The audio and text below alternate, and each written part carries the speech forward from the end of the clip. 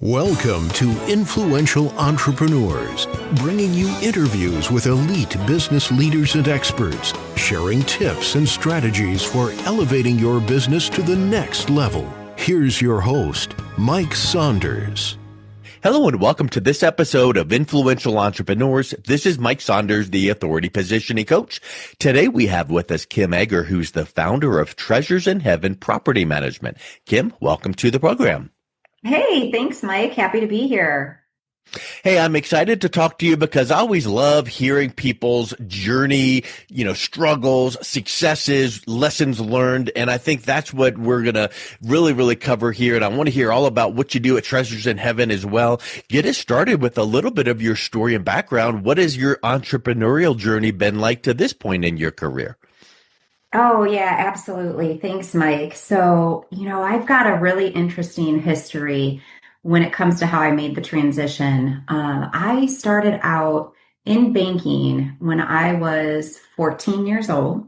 My dad got me my first job at this little community bank, and that time they used to use proof machines to process the checks. I don't know if you remember this or not, but I ended up staying in that career of banking, working my way up from cashier to teller, head teller, went into new accounts, went into mortgage lending, insurance lending, sales, management. And I had found myself, this was probably back in 2015 maybe. I ended up transitioning into the commercial banking world, and I was doing a lot of lending at a corporate bank for large firms. And I spent 10 years plus in that position. And during that time frame, I really found this passion for real estate. It was super interesting to me. But one thing I noticed was I was getting really burned out. And a lot of the burnout came from wanting to achieve on the sales side. I was really focused on being number one in the organization, and it impacted my health. And I ended up experiencing a major health crisis. And this would have been in 2022. I ended up with a pulmonary embolism. And I decided at that point in time, I needed to change my career. So I ended up leaving my really good job at the bank, left my home in Chicago and moved out to Sedona, Arizona. And that leap of faith really led me just to start over, not just professionally, but also spiritually and emotionally. And at that time, I started investing in real estate, discovered I had a natural gift for managing and optimizing short-term rental properties. Started with just a few luxury homes and have since grown it to a thriving boutique property management firm, managing properties across Arizona. Also have one down in the Florida Keys. And as I built wealth on my terms, people began asking me how I did it. And then that's when I stepped into the consulting and coaching side. So now, aside from doing the property management, I also help others, especially professionals that are stuck in the W-2 roles, break free of that and rediscover their joy and build a life that they truly want through real estate, mindset, and entrepreneurship. If you had said, oh, I was a trust fund baby, and so I started, managing some properties, and it's been pretty easy.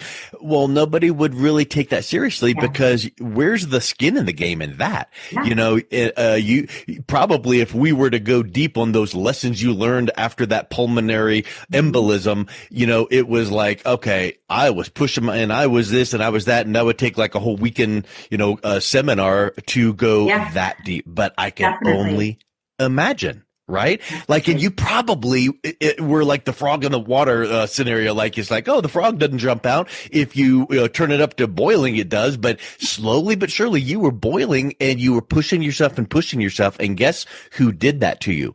Yourself. And so probably when you realize that, you're like, okay, I want to be successful, but let's do it the right way.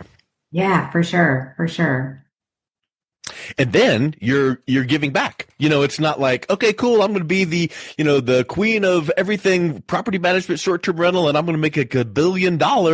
Now you're going, hey, let me pass along some of these lessons. So talk a little bit about how you serve your clients and what's the problem that they're experiencing that you're looking to help them solve.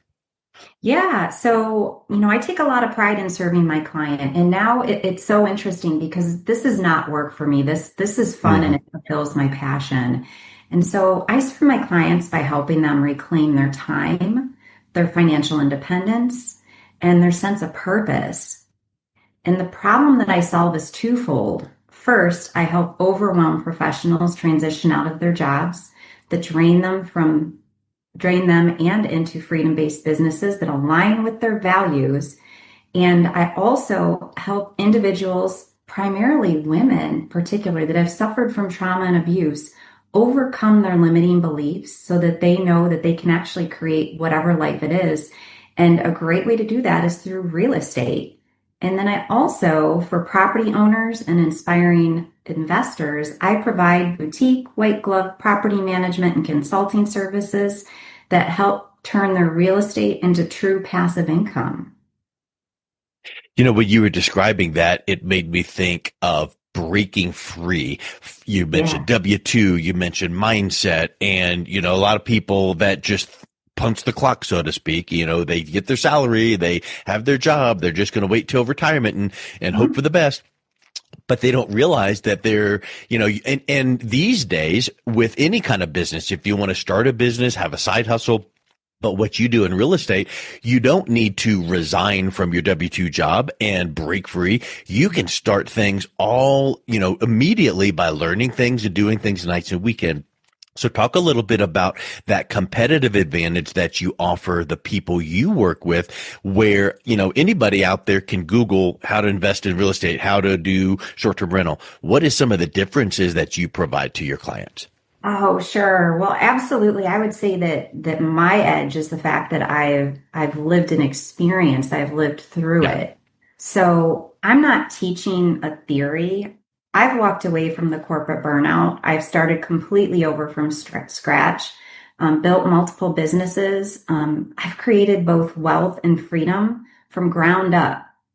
So again, it's not teaching through theory, it's teaching through living it. I've actually lived that where I've had nothing and I've had to recreate and start over. And I did it because of my health. But what I've done is I've opened up the floodgate of all these other magnificent aspects of my life now. So, I can also say my financial background, being in banking since I was 14 years old, working in every area of the bank, working in the commercial real estate area, residential real estate, that definitely gives me a unique lens on profitability, on risk, Yeah. growth. Well, also my coaching blends strategy with deep mindset shifts. So Yeah. my clients don't just get business advice. Really what they get is transformation. Yeah.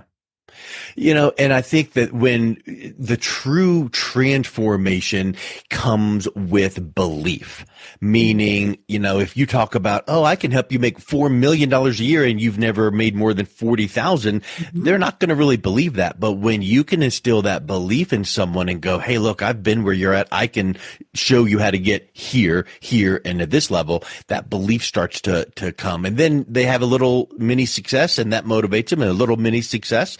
So talk about it a little bit, how belief factors into, what you're doing to help them really achieve those goals. Oh gosh. Okay. So I love this question. Thank you so much for bringing it Hmm. up. So I truly believe that the universe has an infinite supply. There is enough for everybody. And what this life is really about is being able to, through the imagination, through the visualization, and through the knowingness that everything that you want is already out in the universe, you just have to call it forward. And you really have to have a strong mindset shift for that.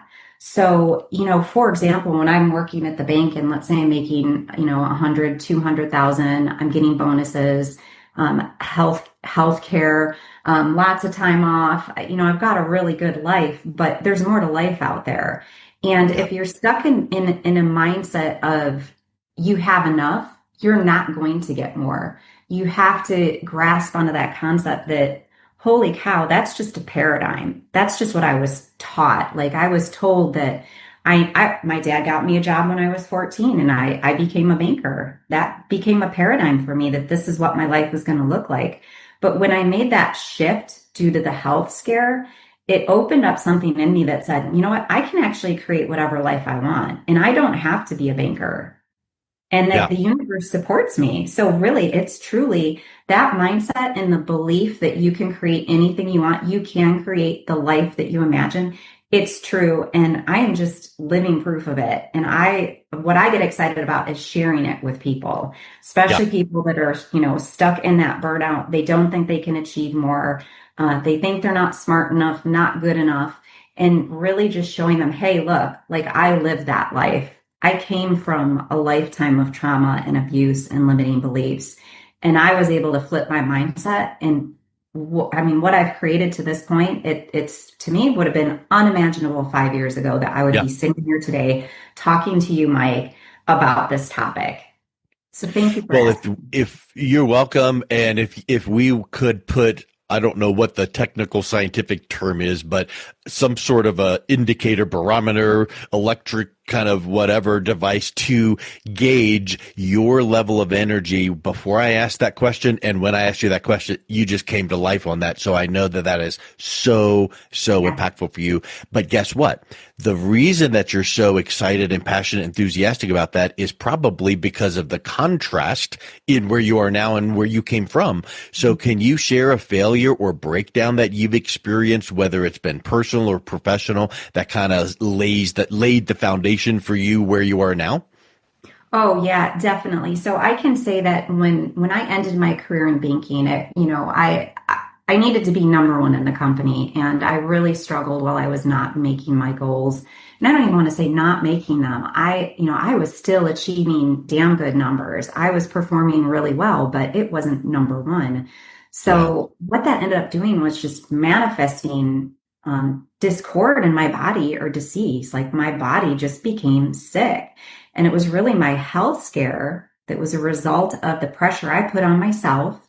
That health scare was the breakdown that shattered this illusion that I could just keep pushing through. It was almost like a spiritual wake up call, like that moment where I could no longer deny that something in my life had to change or I would no longer be here. And I remember laying in the hospital wondering if this is it. Did I really live the life that I wanted?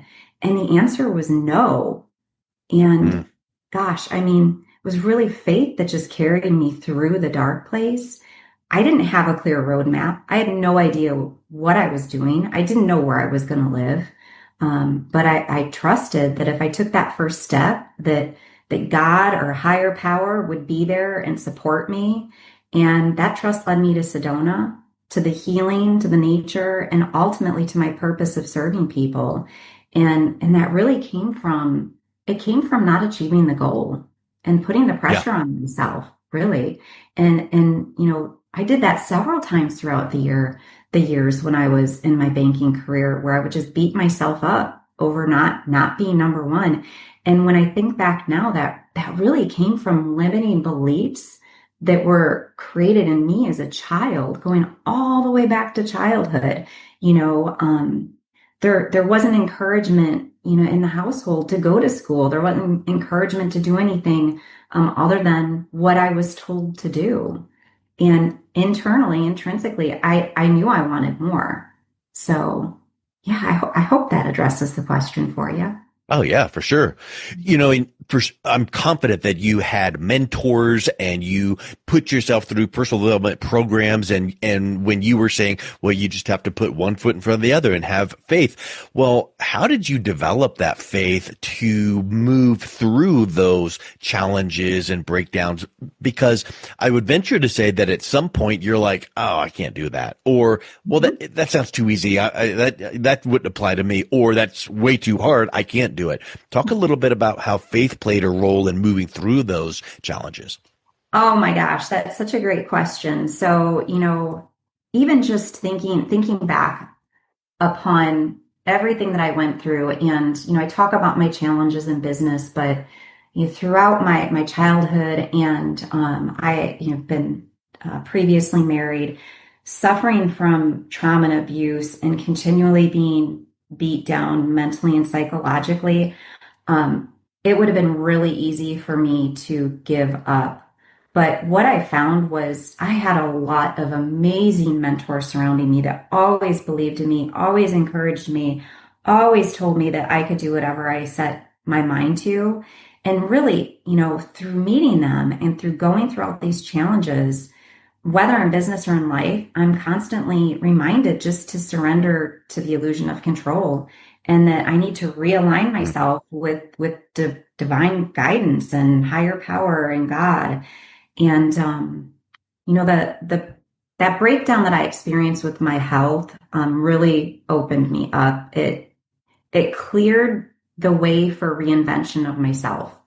I stopped living to meet the external expectations and I began designing a life from the inside out. And I did that. I've spent so much money on self-development and I went back to college when I was 44 to get my degree. Mm. So constantly just doing things to improve myself and knowing that with every improvement that I made, it was getting me closer to the life that I had designed.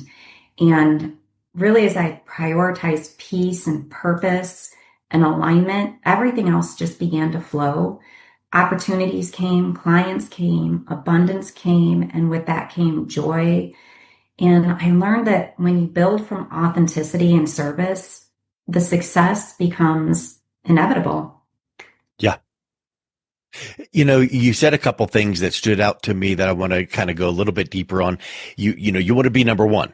So how do you balance now when you're coaching other people to be successful? How do you balance the striving to be number one and the surrendering of control that you just mentioned? Yeah, I think it's really flipping the switch and knowing that, Yeah. a goal is just a goal. And my purpose in life is not to achieve a goal, a single goal. My purpose in life is to serve others. And it's through focusing on the service to others that I become successful. So instead of like looking at that KPI and saying like, oh gosh, if I don't book 3 new property owners this month, I failed. I haven't failed.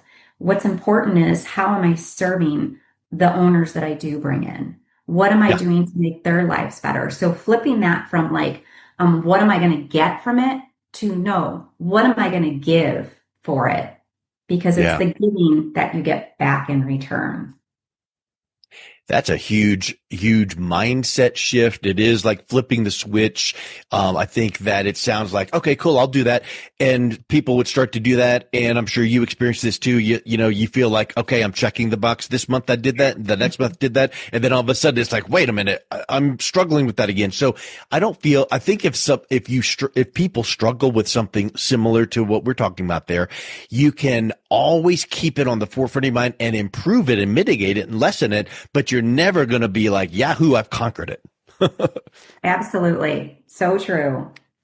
So because of some of these kind of challenges and hurdles, how did going through those lead to even more success in your career? Um, Honestly, I think I wouldn't have rushed my journey. So I Yeah. wouldn't rush through it. But what I would have done is I would have listened to my inner voice sooner. So I Yeah. really, this calling to be more on the coaching, consulting, serving aspect, that's been calling me for many, many years. I would probably say since my 20s. I've been thinking about, how can I best serve people? But I never really listened to my inner voice because I didn't have the confidence to make any changes due to those paradigms that just kept me held in the position I was in. Yeah. So, I spent years overriding my intuition because I was conditioned to equate safety with stability, even if it cost me my health. I know now that the true safety actually comes from alignment, and it's alignment Yeah. and purpose. And if I had one do over, I'd start asking what brings me peace much earlier. And then I would act on that answer and I'd act on it without guilt. Yeah. I think guilt it's a powerful word because I think people might initially go, oh, no, I don't struggle with that. But then they really do because they feel like, oh, well, I feel, why do I feel like this quarter, this month was just spectacular, but wow, I feel guilty that I had that success Yeah. and other people didn't, or I feel guilty that whatever the case might be. So I think guilt is you bring up a great point. If you could do things differently, you'd go back and go, hey, I'd allow myself to have this, move past that, have some more peace and eliminate guilt. Definitely, definitely. And this is one thing people don't realize is that the guilt is actually it's man-made. So guilt Yeah. is it's a man-made suppressive emotion, and it's suppressive in the form that you can't grow when you've got guilt as a planted seed in the back of your mind, and it trades your goals and your growth for a Hmm. perceived duty. And that's what I think people miss out on when they're feeling guilt. They need to think about where is this coming from, and Yeah. how is it limiting me? Because the last thing you want to do is to limit yourself and limit your growth. Yeah, that's huge. So I know we've talked about a lot of different attributes, but what are some of those top key attributes that people need to be aware of so that they can manage their feelings and success to push through personal and professional struggles? So think about, like peace and guilt and things like that, or perseverance. And what are some of those key attributes that you kind of go to when you're working with your clients? Yeah, so I think the number one for me is it's resilience. Mm, Um, so having the ability to just adapt and keep going, even when things don't go to plan, but knowing if you continue to focus on that purpose and mission, again, in the spirit of service, then the resilience will come naturally because you won't get stuck in that thought of, oh, I can't do this. I'm too tired. I can't, I need help with this and get stuck where you can go, hey, wait a second. I'm not doing this for me. This life isn't about me. This life is about serving others. And that's what hmm creates the resilience for me. And then I would also say, I've really had to work hard on learning emotional regulation. So, learning how to stay grounded in the storm and how to respond to a situation as opposed to reacting to a situation. So, that has been a huge component for me. I would consider myself a highly emotional being, and in the past, that would often cause me to retreat and pull back. And so now, when I feel that process coming on and I'm starting the retreat, I start to think to myself, how is this benefiting me? And what do I need Yeah. to do different? And I think about the response as opposed to the reaction. And, a couple other things I would say, just having clarity of your values. When you know what you stand for, your Hmm. decisions become a lot easier. Having faith and flexibility. You need both, really. Hmm. And belief in something greater and the openness to pivot when needed. And finally, I would say resourcefulness. This is Yeah. definitely resourcefulness. I learned this throughout my banking career. I'll figure it out, but if you think about that one book, and I apologize, I cannot think of who wrote it, but it's Who Not How. So the resourcefulness of like I'll figure it out, but it doesn't mean that I have to do it. It may mean that I need to pick up the phone and call someone, or I need to extend for help. Who can help me figure this out and help Yeah. me create this? The who, not how, and the resourcefulness of it has been hugely beneficial, especially in growing the property management company because I'm a salesperson by nature, and so the operation side is a huge struggle for me. And thankfully, I'm resourceful enough that I can pull things out of my hat from the past and make connections and find people to help me fill those gaps that I am not talented in. Yeah, that's a big point that you're bringing up there. The who, not how. I think a quick Google search would pull that up, but the concept is so strong. And probably if you were working with one of your clients, coaching and consulting and guiding them, and you asked them a question and they would give you an answer, you would probably, dig in, have them dig in a little bit deeper. Like, okay, that's good. That's a good answer, but let's go a bit deeper. How come really this is a struggle? So I say that to lead into this question. You've definitely mentioned qualities and characteristics and resilience and perseverance, all those things to overcome struggles. You've learned lessons. You've talked about your purpose. Underneath all of that, what is your why? Okay. This is interesting because I just had this revelation literally just this past weekend, that, I thought that my why, that the word was service. I think my why now, though, is it's freedom. And not just freedom for myself, but freedom for the people that I serve. Mm, So I guess it's taking the service a step deeper. It's not just the service of others, but I want to bring freedom to them. I'm here to mhm. help them break the generational cycles of burnout, scarcity, settling, limiting beliefs, break all those things and paradigms that are stuck in the back of their mindset. And I want them to be living, I want to be living a living example that it's never too late to rewrite your story, to create wealth with integrity, to find joy in your work, and really to live in alignment with your soul. And that's how I would define freedom. And I want that for everyone. Wow. Yeah, that is awesome, Kim. Well, that is just spectacular. It's neat when you can sit down and chronicle, here's where I've come from, here's where I'm at, and probably we could have a whole other conversation of where are you headed, because I would venture to say you would check the box. No, I am not a success. I have not arrived. I still have work to do. And so I think that when you are consistently applying these lessons to your life, you're going to continue to grow. So thank you so much for your transparency. This has been a spectacular conversation. If someone is interested in reaching out and connecting with you, what's the best way they can do that? Oh, yeah, definitely. So I would say probably the first start is just to find me either on LinkedIn, Instagram, Facebook. I'm on all the platforms. So it's so funny because, as I said, I'm not very operationally organized, so I couldn't give you any of my handles offhand, but I'm Mhm. sure you'll be able to put them in the show notes for me. But yeah, just Google Kim Egger and Treasures in Heaven Property Management, and I'm sure you'll find a plethora of information and ways to contact me. Excellent. Thank you so much for coming on, Kim. It was a real pleasure talking with you. Thank you. Appreciate you, Mike. Take care. You've been listening to Influential Entrepreneurs with Mike Saunders. To learn more about the resources mentioned on today's show or listen to past episodes, visit www.influentialentrepreneursradio.com.